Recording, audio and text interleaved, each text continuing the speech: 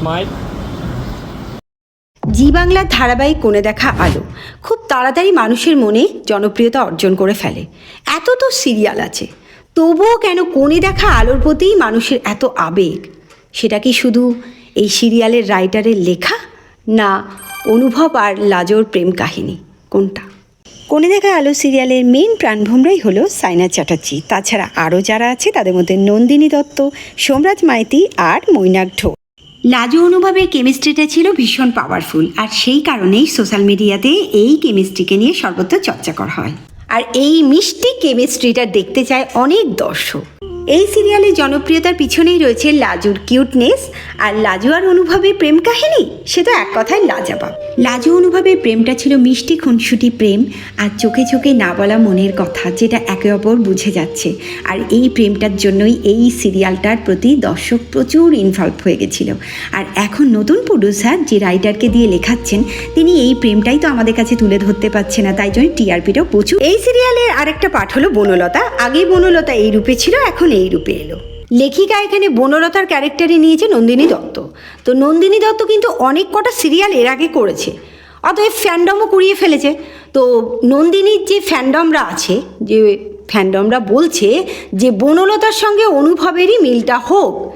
But এখানে দেখতে গেলে, বলতেই গেলে আমাদের মতো দর্শকরা বলছে একটাই কথা, মিষ্টি প্রেম, খুনসুটি প্রেম যেটা সবাই চায়, সেটা কিন্তু লাজোর সাথেই হয়েছে অনুভবের। আর নন্দিনী দত্ত মানে বনলতা কিন্তু সেটা প্রথম থেকে ক্রিয়েট করতে পারলো না। বর্তমান দর্শক এই বিনোদনের প্রোগ্রামগুলোতে এত ধীর গতিতে এগিয়ে যাওয়াটাকে পছন্দ করে না, কিন্তু সংসারের এই যে উত্থান পতন, সংসারের দ্বন্দ্ব, সংসারে ভালোবাসা, সমস্ত কিছুই চায়, বাট সেটা হবে খুব ফাস্ট, যেটা এই সিরিয়ালের মধ্যে আমরা দেখতে পেয়েছি। প্রথমেই সুদেব হচ্ছে গ্রামের একটা ভোলা ভালা ছেলে, একদমই গেঁয়োভূত, লেখাপড়া কিচ্ছু জানে না, কান পাতলা, যে যা শেখাবে তাতেই সে শিখে নেবে। আর আসি লাজু মানে লাজবন্তী।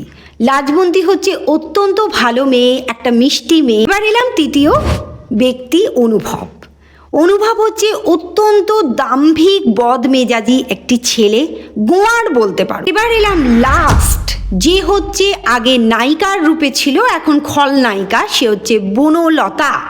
তো এই বনলতা হচ্ছে একটা অসভ্য, বাজে, বিচ্ছিরি মেয়ে, যার প্রথম শুরু হয়েছে মিথ্যে দিয়ে, লাস্টও দিনের পর দিন ক্রিমিনাল মাইন্ডসেট। তবে থেকে রাহুল মারা গেলেন, তবে থেকেই শুরু হলো প্রসেনজিৎ চ্যাটার্জির আর রঞ্জিত মল্লিক এই যে সিরিয়ালটা, মানে কোণে দেখা সিরিয়ালের যে পপুলারিটি, এটা ওরা অনেকদিন ধরেই সহ্য করতে পারছিল না।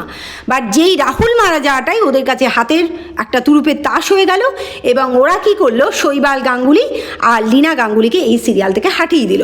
লাজবন্তী তো একটা পপুলার নায়কের মেয়ে, নন্দিনী দত্ত তো কোনো নায়িকার বা নায়কের, পপুলার নায়ক বা নায়িকার মেয়ে নয়। তাহলে নন্দিনীকে এত স্ক্রিন টাইম কেন? এটা কি এমন হচ্ছে না ব্যক্তিগত শত্রুতা? এমন নয় তো যে লাজবন্তীর বাবার সঙ্গে ব্যক্তিগত শত্রুতার ফলেই এই কাজটা হচ্ছে, মানে সাইনার বাবার সঙ্গে? বনলতা ক্যারেক্টার যাকে দেওয়া হয়েছে নন্দিনী দত্ত, নিশ্চয়ই কোনো ভালো রকম ফিল্ড আছে, না হলে ও এমন করছে। এই সময় এসে বর্তমানে সিরিয়ালটাতে দেখা যাচ্ছে যে বনলতার সঙ্গে অনুভবের ভীষণ স্ক্রিন টাইমটা বেশি, আর সাইনা মানে লাজবন্তীর ক্যারেক্টার একদমই নেই, না থাকলেই চলে আর কি। তাহলে এই যে তোমরা করছো, এর ফলে আর কিছুই হচ্ছে না। টিআরপি আগে অনেকটাই পড়ে গেছিলো, এখন আরও পড়ে গেছে। আপকামিং এই সিরিয়ালটার দশা হবে কি বলো তো? প্রসেনজিৎ চ্যাটার্জি আর রঞ্জিত মল্লিক আর জি বাংলার যারা আছো, যারা এই সিরিয়ালের অভিনয় করছো, তারা ছাড়া কেউই অত দেখবে না।